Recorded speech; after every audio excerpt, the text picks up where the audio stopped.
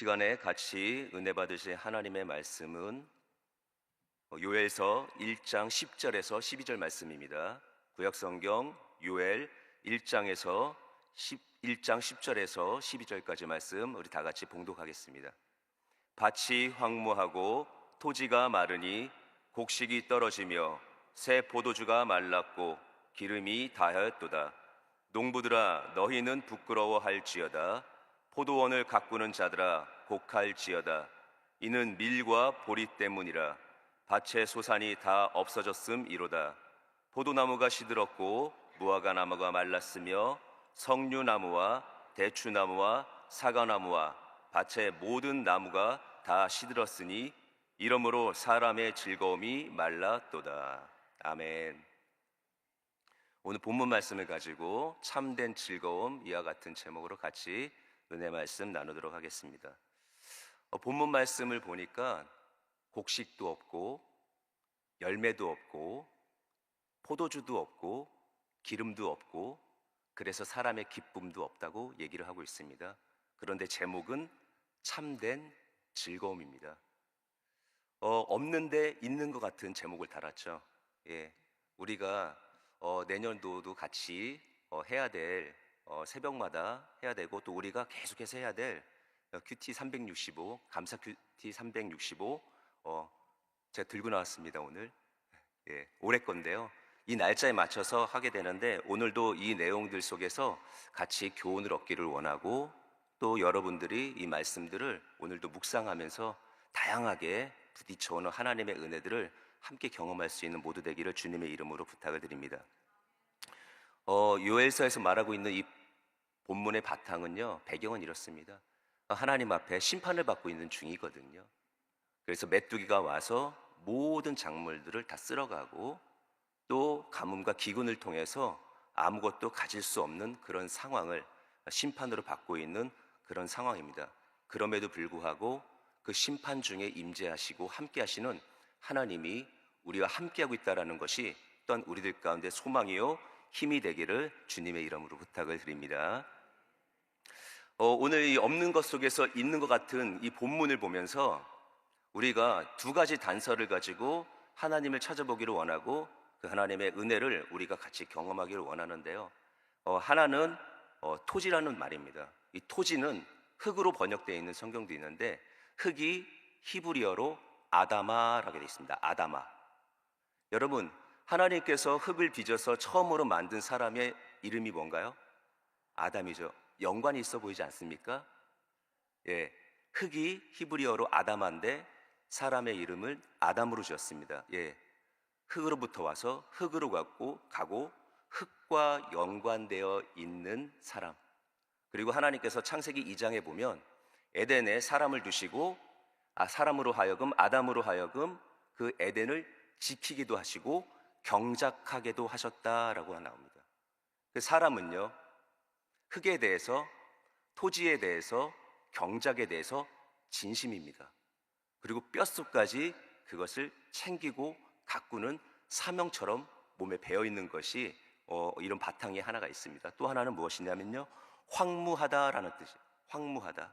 오늘 이게 10절에 나오는 말씀들인데요, 황무가 무슨 뜻인가 하고 찾아봤습니다. 그랬더니 황무는 관리가 되지 않아 매우 거칠다라는 뜻이에요. 여러분, 농부가 땅에 대해서 진심이고 사람이 땅에 대해서 경작하는 것에 진심인데 경작하지 않고 관리가 안 돼서 매우 거칠어졌다라는 얘기가 나오는 것을 보면은 이 사람이 놀고 있지는 않았던 것 같습니다. 자기가 아무리 수고를 하고 애를 쓰고 노력을 해도 여러분, 농사를 지어보지 않은 사람들도 알 겁니다. 아무리 수고하고 노력하고 애를 써도 자연이 비가 와서 쓸어가고 가뭄이 되어서 말라가면 아무것도 할 수 없음을 우리는 알고 있습니다. 오늘 본문 통해서 우리가 알 수 있는 것은 뭐냐면 어느 누구도 그냥 지나가지는 않는다. 그냥 살지는 않는다. 수고한다. 애쓴다. 노력한다. 그러나 그 결과가 어떤 나의 수고와 나의 애씀보다도 더 큰 힘이 작동하고 있다는 것을 오늘 본문 말씀을 통해서 보여주고 있다는 겁니다. 여러분, 우리가 아무리 애를 쓰고 수고를 하고 노력을 하여도 우리보다 더 큰 힘이 우리 그들 가운데 작동을 할 때 그것이 좋게 작동을 하면 더 좋은 일들이 일어나고, 또 어렵게 작동을 하면 그 힘을 통해서 우리가 어려움을 겪게 됩니다. 오늘 말씀을 통해서 우리는 우리보다 더 큰 힘들이 우리를 향해 있음을 알게 되는데, 그것을 오늘 저는 은혜라고 말하고 싶습니다. 여러분, 하나님의 힘이, 하나님의 역사가 부족한 저가, 또 부족한 우리가 애쓰고 있을 때 임하여 주시고 하나님의 은혜가 함께 주시면 우리는 모든 상황 속에서도 하나님의 놀라운 은혜를 경험할 수 있다는 것을 꼭 기억하기를 바랍니다. 여러분, 이런 찬양 아시죠? 내가 누려왔던 모든 것들이, 그리고 당연한 것 아니라 뭐라고요? 은혜였소. 내 삶에 당연한 건 하나도 없었던 것을 모든 것이 은혜였다라고 우리가 고백하죠. 이 찬양의 제목이 뭔지 아십니까? 은혜입니다. 은혜요. 예, 우리는 은혜로 살고요, 은혜 때문에 삽니다. 그래서 우리들 가운데 당연한 것 하나도 없다라는 것을 고백하는 것처럼 내 가운데, 내 삶 가운데 하나님의 은혜를 통해서 부어진 것이 있다라면 당연히 감사해야죠. 또 하나, 내가 그 은혜가 정말로 우리들의 삶 가운데 하나님의 놀라운 역사라는 것을 믿고 있다라면 내 삶 속에 아무것도 없을지라도, 내 삶이 부족할지라도, 내가 오늘 이 본문 말씀처럼 열매가 없고 곡식이 없고 포도주가 없고 기름이 없고 기쁨이 없을지라도 내 삶 속에 하나님의 은혜만 있으면 없는 가운데서 일어날 수 있는 소망이 있다는 것, 그 소망으로 인해서 감사할 수 있는 우리 모두가 되기를 주님의 이름으로 부탁을 드립니다. 주신 이도 하나님이시오, 가져가시고 취하시는 이도 하나님이시라는 것을 욥은 알기에 그런 고백을 드리죠. 우리가 은혜라는 것, 오늘은 은혜에 대해서 같이 얘기하고 싶어요. 은혜 앞에서 어떤 태도를 가져야 되느냐? 욥기서는 분명히 그 부분에 대해서 얘기하고 있죠. 1장 20절에서 22절의 말씀입니다. 욥기서입니다. 욥이 일어나 겉옷을 찢고 머리털을 밀고 땅에 엎드려 예배하며 이르되 내가 모태에서 알몸으로 나와 싸운즉 또한 알몸이 그리로 돌아갈지라. 주시니도 야훼시오 거두시니도 야훼시오니 야훼의 이름이 찬송을 받을지어다 하고, 이 모든 일에 욥이 범죄하지 아니하고 하나님을 향하여 원망하지 아니하리라. 주신 분도 취하신 분도 은혜 가운데 이루시는 것을 알고 있는 욥의 고백은요, 절대로 하나님 앞에서 범죄하지 않고 하나님을 원망하지 않고 예배와 찬양으로 하나님 앞에 나아가겠다. 이게 은혜에 대한 우리의 자세인 거예요.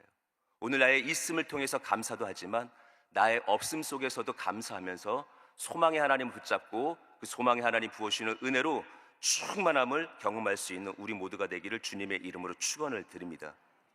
이런 생각을 한번 해봤습니다. 큰 항아리가 있는데 들을 수 없는 무게죠. 근데 그 안에 공 하나가 빠졌을 때 여러분, 아무 도구도 없다라면 여러분 그 공을 어떻게 꺼내겠습니까? 저희 아들한테도 물어봤더니 물 부으면 되죠 라고 얘기를 하더라고요. 물 부으면 된다. 여러분, 내가 닿을 것 같은데 닿지 않고 계속해서 애를 써도 꺼내지지 않는 그 공은 물을 부으면 되는 것처럼, 여러분, 내 삶 속에 아무리 애를 쓰고 수고를 하여도 닿지 않는 것들은, 가질 수 없는 것들은 하나님의 은혜를 부으시면 됩니다. 하나님의 은혜를 붓고 하나님의 역사를 부어서 그 가운데 충만하게 채우면 하나님께서 우리가 할 수 없는 것들을 갖고 만지고 누릴 수 있도록 인도하신다라는 것을 깨닫는 우리 모두가 되기를 부탁을 드립니다. 저희 대학교 다니는 큰아들이, 그때가 2살인지 3살인지 제가 정확하게 기억은 안 나지만 이제 막 걷고 장난감을 좋아할 때였어요. 장난감을 가지고서 이제 막 노는 거예요. 근데 제가 퇴근을 했는데 한여름이라 제가 너무 더워서 이제 웃도리를 벗고 아무것도 안 입고 자연인의 몸으로서 앉아서 쉬고 있는데, 저 때문에 좋은 건지 장난감 때문에 좋은 건지 제 주변을 삥삥삥 돌았어요. 아장아장 걷고 뛰고 이제 뭐 좀 말 좀 하는 애가 막 놀다가 삥삥삥 돌다가 어지러웠는지 넘어지면서 그 들고 있던 로봇 장난감으로 제 등을 쫙 그면서 넘어졌어요. 이렇게 놀란 만큼 저도 놀랬고 아팠습니다. 너무나도 아픈데 화가 치밀어 오르는 거예요. 화가 치밀어 오르는데 뭐 특별하게 어떻게 화를 낼 수 없으니까 꾹 참다가 저희 아들한테 이렇게 얘기했어요. 어떻게 됐어? 그랬더니 저희 아들이 이런 얘기하는 거죠. 1 이러는 거예요. 쫙 걷고 넘어졌어요. 조금 있다 보니까 등허리에서 일자가 딱 나오니까 그 상황 속에서도 저는 이 상처 어떻게 됐어? 라고 아주 겁을 주거나 아니면 깨닫게 해주고 싶었는데 거기서 1 이러고 얘기를 하는 거예요. 그때 제 마음이 풀리는 거예요. 우리 아들 똑똑하구나, 깨닫는구나, 아는구나. 제가 어떻게 했겠습니까? 제 손톱으로 제 몸에 숫자를 쓰기 시작했습니다. 2를 쓰고 3을 쓰고 손톱으로. 조금 있으니까 어떻게 해요? 빨갛게 달아오르죠. 그러면서 달아오른 모습, 그 피부 속에서 숫자들이 막 튀어나오죠. 2, 3, 4, 5. 저희 아들한테 뭐야? 그랬더니 2, 3, 4, 5 해서 10까지 쭉 썼어요. 그걸 보고 있던 저희 집 사람이 둘 다 똑같다 그러고 있는데, 어쨌든 뭐 둘이 똑같은 건 좋은 거죠. 아빠와 아들이 닮는다라는 것은. 제가 그때 깨달았어요. 우리 하나님이 우리를 향하여 당신의 사랑과 당신의 은혜를 보여주기 위해서 당신의 마음에 상처를 내고 당신의 몸에 상처를 내는구나. 그 결정이 바로 우리 예수님이구나. 아파하시고 피를 흘리셔까지도 우리가 깨달으면, 우리가 그 은혜가 뭔지를 안다라면, 하나님의 진리가 뭔지를 안다라면 거기서 고백하는 그 한마디에 징계의 자리에서 징계를 베푸는 것이 아니라 하나님은 살려내는구나, 가르치는구나. 그게 은혜라는 것을 기억했습니다. 그래서 우리들의 삶 가운데 내가 닿을 수 없는 것, 만질 수 없는 것, 가질 수 없는 것, 거기에 하나님의 은혜를 붓고 예수 그리스도의 보혈을 부은다면 우리들의 삶 가운데서 그 채워지는 은혜를 통하여 하나님의 역사가 우리들 가운데 잡히는 은혜가 있게 될 줄 믿습니다.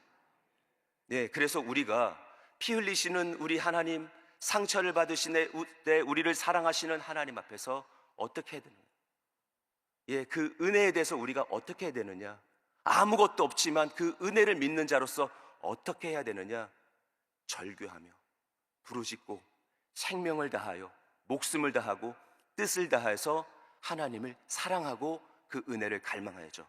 하나님의 은혜가 자연스럽게 우리한테 임하는 것도 있지만 우리가 그 은혜 앞에서 진심으로 내가 하나님의 역사를 믿는다라면 다시 한번 뜨겁게 그 은혜를 사모하고 은혜에 대해서 강력해 모든 것을 거는 마음으로 하나님을 찾는다라면 하나님께서 더 큰 은혜를 허락하실 줄 믿습니다.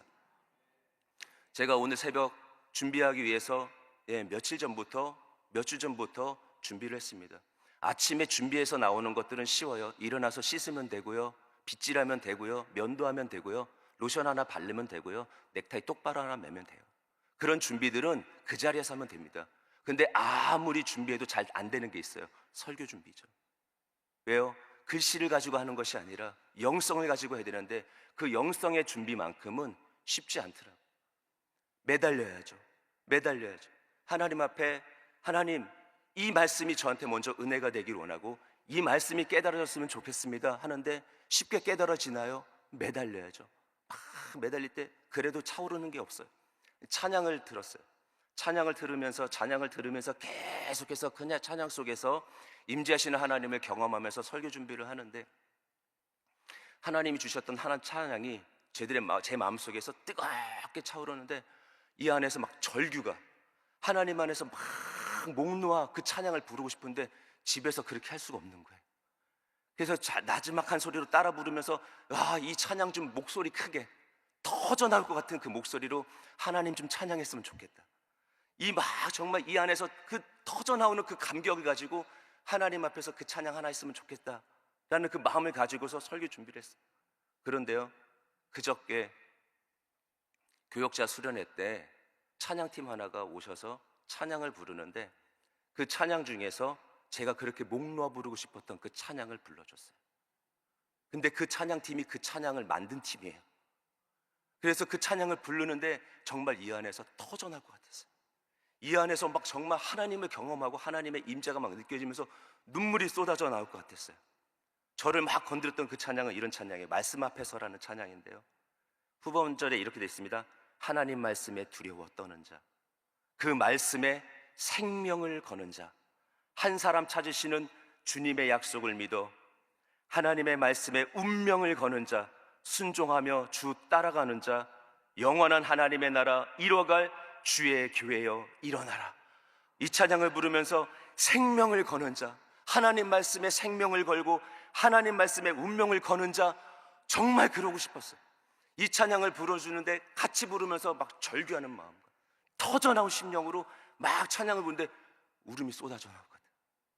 제가 울었겠습니까? 안 울었겠습니까? 못 울겠더라고요. 터져나올 때는, 울음이 터질 것 같을 때는 참았어요. 속으로 찬양을 부르면서. 근데 정말로 그 하나님 앞에 감사했던 것은 뭐냐면, 사모하고 매달리고 절규했더니 하나님의 그 증거를 그 수련의 기간에 보여주시는 거예요. 그 찬양을 받고 얼마나 은혜를 받았는지요. 여러분, 하나님을 향한 찬양, 또 하나님을 향한 고백, 그래서 하나님의 은혜가 임하기를 원하는 간절한 마음은요, 여러분, 생명을 걸고 뜨겁게 몸부림치면서 하나님 앞에 나아가고 은혜를 구한다라면 하나님께서 은혜를 우리들의 삶 가운데 분명히 채우실 줄 믿습니다. 저는 이런 생각해봤습니다. 이런 깨달음이었습니다.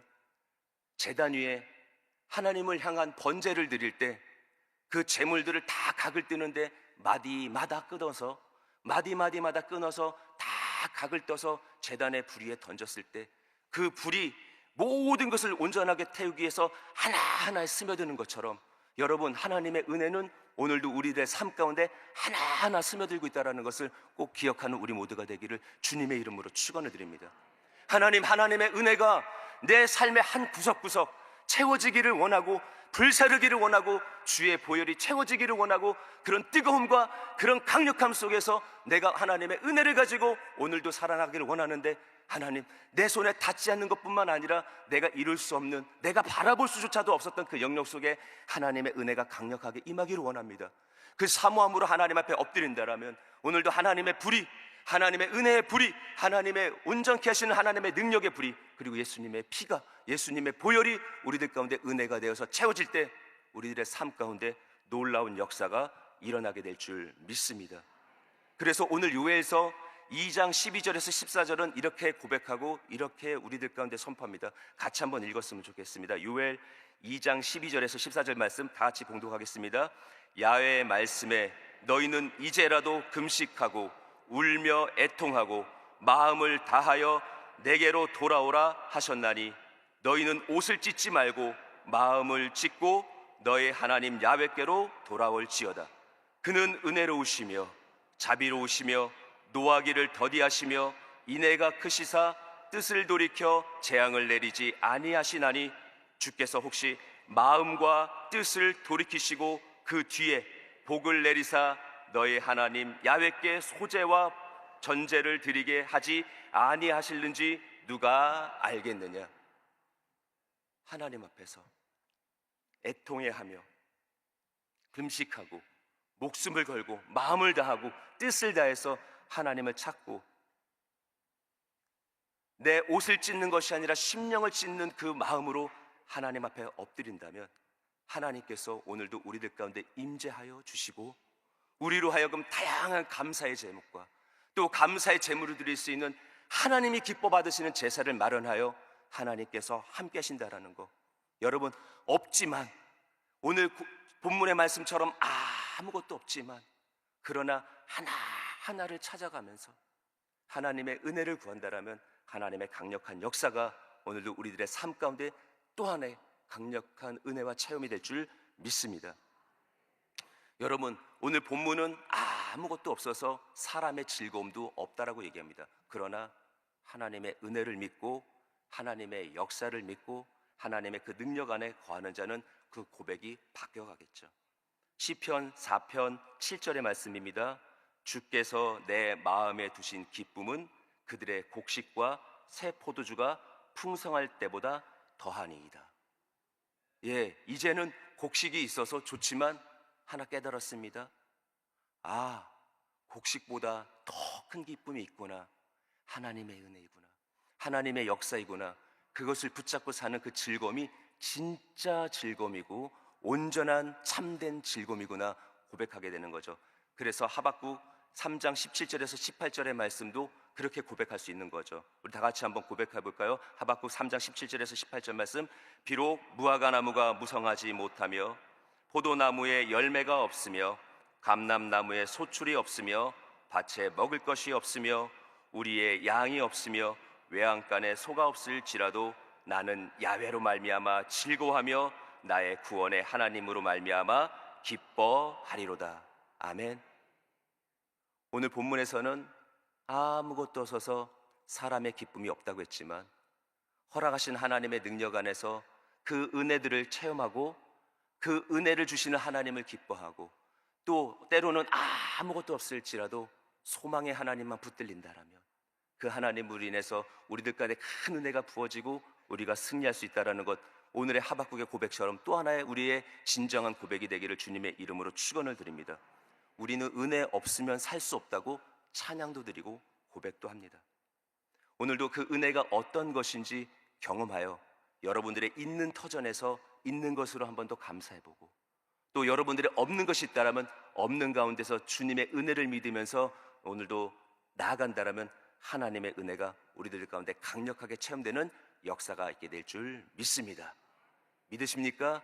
오늘도 하나님의 은혜가 함께하기에 반드시 승리하는 모두 되기를 주님의 이름으로 축원을 드립니다. 기도하겠습니다. 여러분 아픈 곳이 있으면 아픈 곳에, 문제가 있으면 가슴에 손을 얹으시고 기도하겠습니다. 하나님 전부면 됩니다라는 고백이 입술에서만 끝나는 고백이 아니라 저희들의 몸과 저희들의 삶이 체험하는 고백이 되기를 원합니다. 그래서 하나님 진심 어린 저희들의 고백, 중심의 고백으로 드립니다. 은혜 없으면 살 수 없기에 오늘도 은혜를 주옵소서. 있는 것을 통해서 감사할 줄 알게 하시고 없는 가운데서도 은혜를 믿기에, 은혜가 있음을 믿기에 저희가 주님 붙잡고 나아가오니 하나님 오늘도 강력한 하나님의 역사들을 이루어 주셔서 특별히 심령이 뜨거워지게 하여 주시고 믿음이 새로워지게 하여 주시고 하나님의 역사가 저희들의 삶 가운데 부딪혀오게 하여 주시고 하나님 가슴에 손을 얹어 싸우니 오늘도 하나님 마음에 바라는 모든 간절한 소망들 반드시 이루어져야 된다고 주님 붙잡고 호소하는 저희들의 눈물의 기도에 하나님의 응답이 임하게 하여 주옵소서. 모든 문제는 해결될지어다. 문제를 일으키고 회방하는 모든 흑암의 세력은 떠나갈지어다. 하나님 역사하여 주옵소서. 아픈 곳에 손을 얹었습니다. 저희들을 만지시고 빚으셨던 주님, 오늘 연약한 자 그러나 주의 손으로 강력함을 경험하길 원하는 자 안에서 보혈의 흔적을 허락하여 주옵소서. 보혈로 채워 주옵소서. 그래서 하나님 깨끗이 낫게 하여 주옵소서. 각색의 모든 질병들이 사라지게 하여 주옵시고 머리부터 발끝까지 강건해지게 하여 주옵시며 오늘도 하나님의 치유가 어떠한지 확실히 경험하는 가운데 더욱더 간절한 소망이 뜨거워지는 저희 되게 하여 주옵소서.